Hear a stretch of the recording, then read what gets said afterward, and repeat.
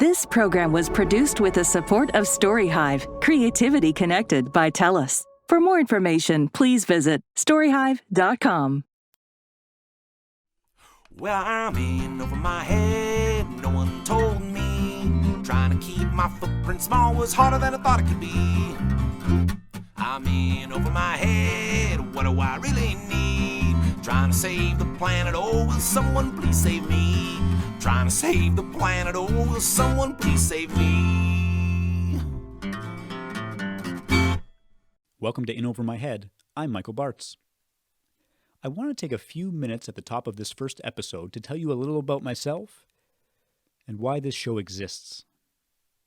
Like most people, I'm concerned about climate change and want to do my part to save the planet. But unlike most people, I'm willing to drastically change my lifestyle to reach this goal. In 2016, I decided to downsize to reduce my carbon footprint. And I mean really downsize. I was going to attempt to live in an 18.5 square meter or 200 square foot off-grid tiny house. Not only that, but I was going to build it myself. Now, my dad was a mechanic and a welder and taught me the value of working with my hands. But even with all my skills, this was going to be a huge undertaking. So I spent an entire year reading all the books, watching all the videos, and learning as much as I could about building a tiny home. Then, in 2017, I started construction. It took 4 years and thousands of hours of measuring, cutting, nailing, screwing, gluing, welding, measuring again, staining, painting, and countless other tasks. It wasn't always easy, but in the spring of 2021, I finished the build. It has everything you might expect in a tiny home. Powered by solar, all off-grid appliances, lots of storage, a bedroom loft, and yes, a composting toilet. Overall, it's well-designed and so beautiful. I reached my goal of building an environmentally friendly home. However, I still wonder if living in such a small space is actually making a difference towards climate change. And when I think about the environmental footprint in every other aspect of my life, I feel overwhelmed. I feel in over my head. I don't want to feel this way. And I don't want you, dear listener, to feel that way either. For me, knowledge is power. I didn't wake up one day and just start building my tiny home. It took so much learning. So I'm ready to start learning again. And I figured the best way to do it this time around is to talk to the experts. And it's just my luck, we have a ton of environmental experts right here in southern Alberta. So I'm going to chat with as many folks as I can, separating the fact from fiction when it comes to climate change. This show is really about empowering you, dear listener, because I truly believe that we can change this thing. If enough people are on board and do something, then we have a shot. But that's the key. You have to do something. So I want you to commit right now to taking one small step today towards saving the planet. So repeat after me. I, Michael, but say your name. I, Michael, do solemnly pledge, with the information I learn from In Over My Head, to take action. Even if it's just one small thing today. Together, we can save the planet. Okay, it sounds like you're ready to go. Let's get started. My guest today is Kathleen Sheppard. Kathleen joined Environment Lethbridge as Executive Director in November of 2015. In that role, she has led implementation projects such as Reuse Rendezvous, the Small Business Energy Efficiency Program, and CD Saturday. Kathleen has more than 25 years' experience working for nonprofit organizations in BC and Alberta. Welcome, Kathleen, to In Over My Head. How are you? I'm great. I'm happy to be here. Great. So I'm going to ask you a whole bunch of questions, and we're going to have a good chat. So, Perfect. In Over My Head. So the reason I chose this title was because that's the way I feel sometimes when it comes to climate change. It's like, so I built an off-grid tiny home, and I'm living in it, but I feel like, is that actually making a difference? And so I think I'm going to talk to experts. I'm going to get some expert advice, and I know a great place to start is southern Alberta. So I thought I'd bring you on and chat. Great. So do you think that reducing the size of my house, like living in a very small house, does actually impact my carbon footprint? I do think it does, and I think you sort of think about it logically that if you're living in a smaller space, you just fundamentally have less space for less stuff, and that in itself is an environmental benefit, right? We know that we all love to buy things, but if you can't bring as much stuff home, that's positive from a carbon footprint perspective. I think there's also things like, the size of your home is related directly to the amount of energy you use. And so there again, direct linked to your carbon footprint. Okay. And so less stuff and then less utilities and such as well. Absolutely. Hmm. And so so I live in a tiny home, right? And let's say someone who is listening, they don't. Obviously, I think most people probably don't live in a tiny home, right? Myself included. Right.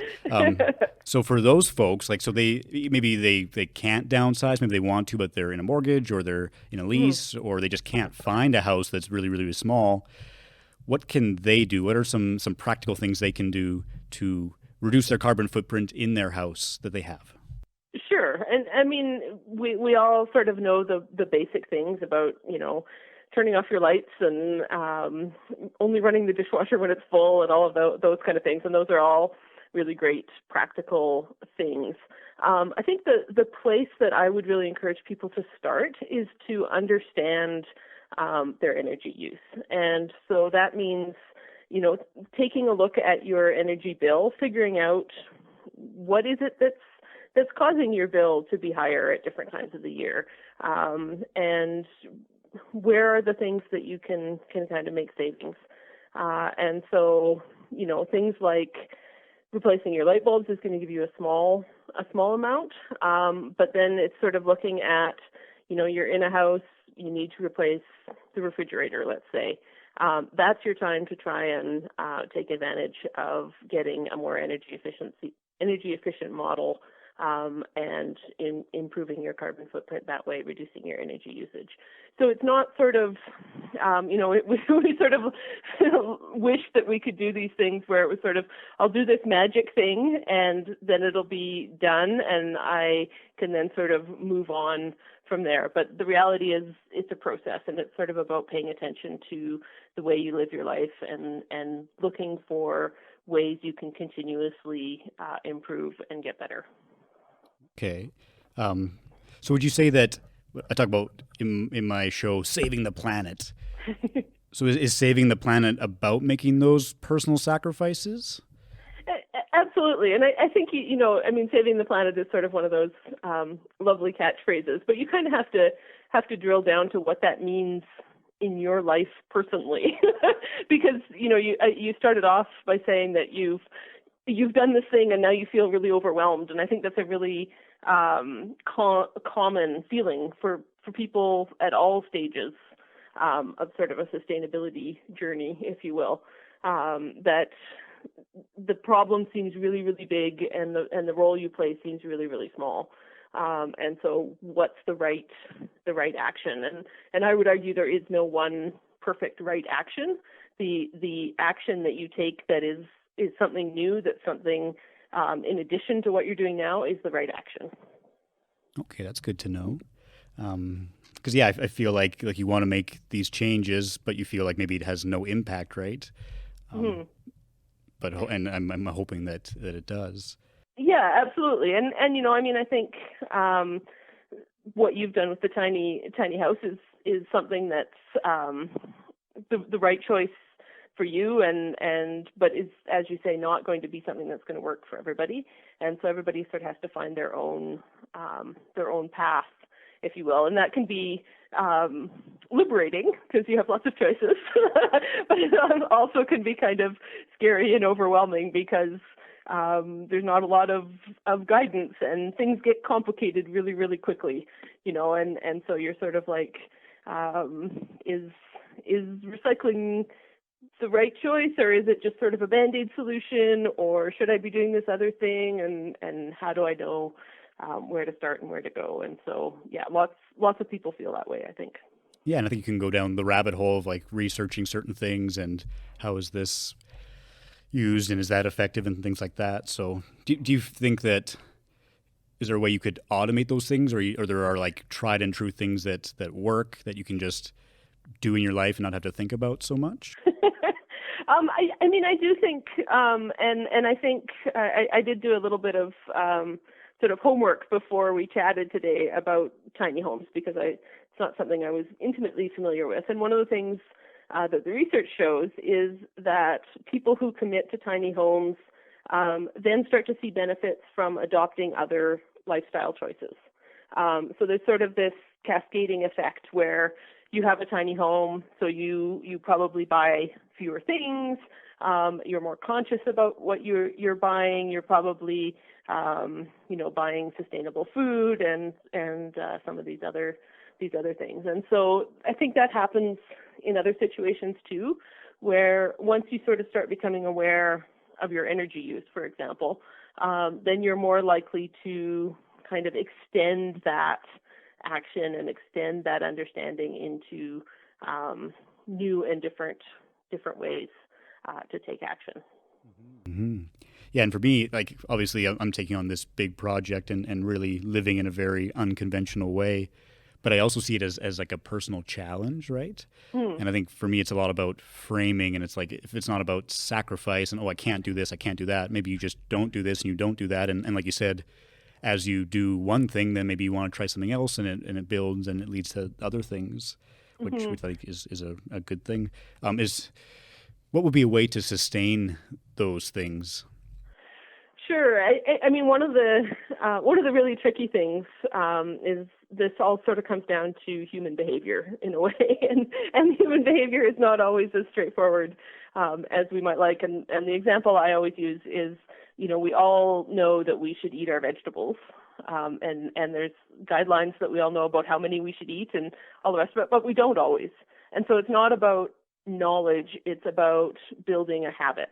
And the same is true with these behaviors, right? It's about building the habit of, using your reusable mug, or using less water, or all of those things. And so it takes time to build those habits. And we sort of have this tendency to, the minute we backslide, we decide we've failed, and therefore, since we failed, we're just not doing it anymore. Whereas that's not really how habits work. You repeat it, and then occasionally you will fail, but you keep doing it, and eventually it just becomes part of your life. And I think that's true with big changes and with small changes too. And would you recommend that people kind of automate that? Like you had the example of buying energy efficient appliances, because then you don't really have to think about it, right? You don't have to do something every day, Yeah, absolutely. And I mean, I think where you can get sort of those wins and do something that sort of takes care of itself. And, the example I'm going to use is a big example that's maybe not for everybody, but solar panels are a great example of that. Once you've made the investment and installed them, you never have to worry about them again. You never have to think about them again. They just sit out there and they generate energy. And most places are doing them so that they're tied into the grid. So you're not worried about batteries or anything like that. They're just out there doing their thing. And so the more things you can do like that don't require sort of active management on your part are wins, I think. Yeah, and I think with the solar panel example, I think maybe there might be a cost barrier, at least right now. They're maybe quite expensive. Like with my tiny home, it's small enough that running a few panels, you can basically run all your stuff, right? With a full size house, probably not. Mm-hmm. Yeah, absolutely. Mm-hmm. And that is a challenge for sure. Is that some of these things are investments, and so you have to think carefully about how you're going to bring those into your lifestyle, and different things fit for some people and not for others, and all of that. Mm-hmm. Yeah, and I think not being discouraged or feeling overwhelmed like I can is a good first step. And would you say even little things like turning the thermostat down a few degrees, like, does that make a difference? Absolutely, yeah. And I mean, that's a great example of something that now is so easy to automate because we have all these fancy programmable thermostats and things like that. And so once you get it set up, you don't have to think about it. It goes, ideally, it goes down in the evening and warms up again when you're in the house during the day in the winter, and does the opposite in the summer. And you hopefully shouldn't even really notice what's going on. And are there any sort of maybe subsidies for some of these more expensive things, if you want to replace your light bulbs or if you do want to replace an appliance? Yeah, they're a little hit or miss, and Alberta at the moment doesn't have an active program, which is a bit of a shame because a lot of people really do look for those sort of incentives to make those decisions. And something as simple as a 10% off on a fridge or a washing machine can really make a difference when people are deciding which one to buy. There have been in the past. I'm optimistic there will be again in the future, but at the moment there aren't those incentives. Mm-hmm. Oh, well, that's too bad. But hopefully they'll come back, or maybe we could get them back somehow. maybe. Yeah, because I feel like with any kind of technology, right, that the more people are buying it, the more there's a demand for it. The price goes down, the technology gets better, right? So I think the more people can, if they can afford it, to buy energy efficient appliances or renewable energy, I think that the cost will go down. Wouldn't you say? Yes, absolutely, and that is something that has been consistently the case, particularly with the big ticket items like solar. You see substantial price decreases from what it used to be, and so that's really encouraging. And there's no reason to think that that won't continue to a certain extent as well, that the price continues to drop. And can you think of any other sort of small things that people can do in their homes to be more energy efficient? Yeah, I mean, there's sort of there's really basic things, right? Like one of the great examples is if you're a tea drinker, you don't need to fill the kettle all the way full and boil a full kettle every time you make a cup of tea, right? You just need to use the energy to heat the water that you need. And so it's sort of getting into that mindset. Things like, the little mini convection ovens are a great way to save energy from a cooking standpoint. If you're not someone who, cooks big meals in an oven all the time, having a smaller alternative that uses less energy is a great way to go. Clotheslines, sort of going back to that kind of early technology, if you will, are great ways to save energy too. So I think I want to switch gears a little bit and talk about Environment Lethbridge and learn a bit more about them, because maybe some people haven't heard about Environment Lethbridge, they don't know about it, and I think they're up to some really cool things when it comes to environmentalism. And I think it's a great resource to feel like you're not in over your head, right? So tell me a little more about Environment Lethbridge. Sure. So Environment Lethbridge is a nonprofit organization. It was established in 2012. And our mission is to inspire community action towards sustainability. So we're really looking for ways to engage people in taking the kinds of actions that we've talked about. We try and go a little bit beyond the just education side and try and develop programs that actually get people doing things, because that's really where we want to be at the end of the day, is having people moving forward on that journey. And what sort of programs do you offer? Sure. So some of, one of our longest standing programs is Reuse Rendezvous, which is a citywide free cycling event. Unfortunately, COVID has kind of turned our scheduling upside down on that recently, but we look forward to bringing it back again in the future. We've also done a lot of work with small businesses in Lethbridge through the Small Business Energy Efficiency Program, where we've helped businesses assess their energy use and put together plans to improve their energy efficiency at their business locations. We host CD Saturday every year, which is designed to promote gardening and local food.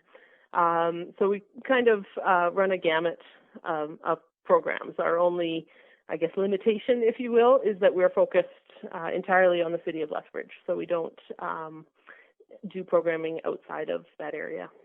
Mm-hmm. Oh, well, it is what it is, I guess. Well, we have to put some boundaries somewhere, right? Otherwise it's take over the entire world. That's the plan. That's what we're doing. We have to save the planet. But I guess there is a website, right? People can learn things that who aren't just in Lethbridge. Yes, environmentlethbridge.ca is our website. And do you have a favorite initiative that Environment Lethbridge has been a part of, like over the years or now? Favorite.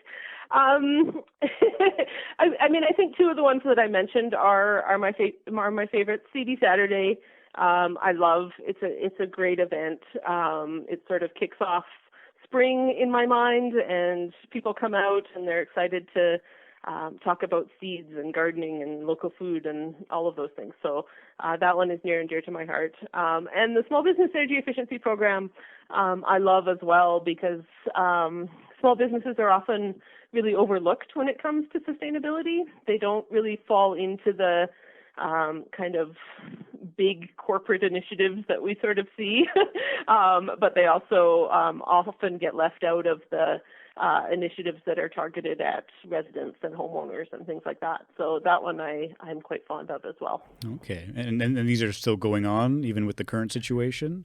Yeah, CD Saturday we did virtually this year, so it takes place at the end of March. The Small Business Energy Efficiency Program is not as active. We're in between funders for that program at the moment, but we will bring it back as soon as we get more funding for the program. For sure.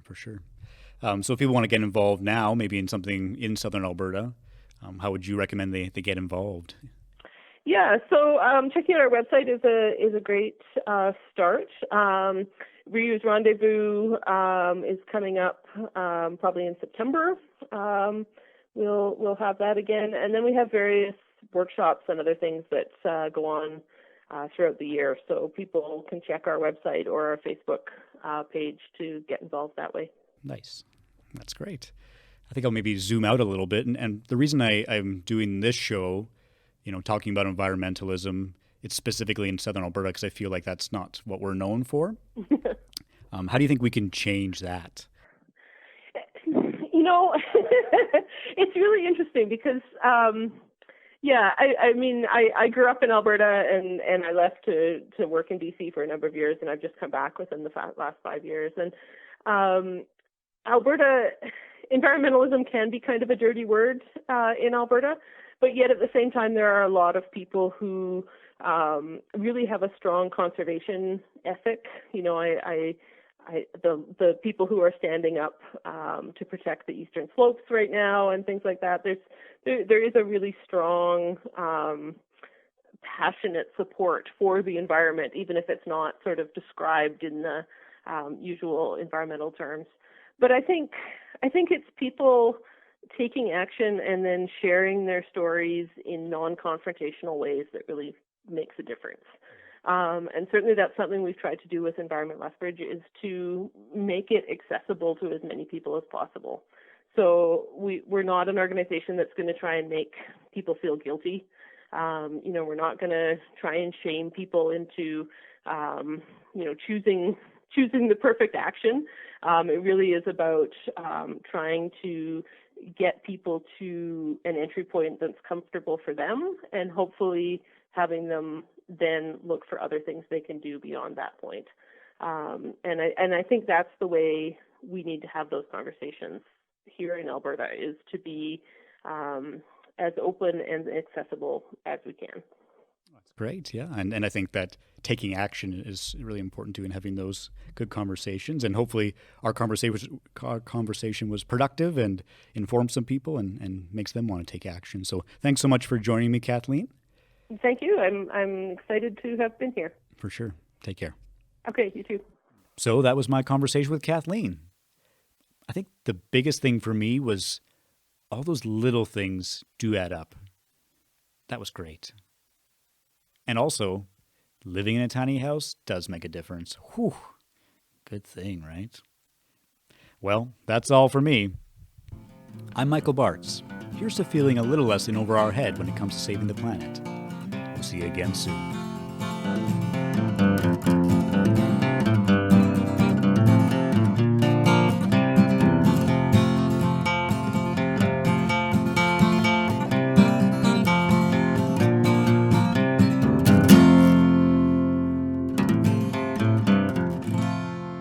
In Over My Head was produced and hosted by Michael Bartz. Sound engineering by Rodrigo Enriquez.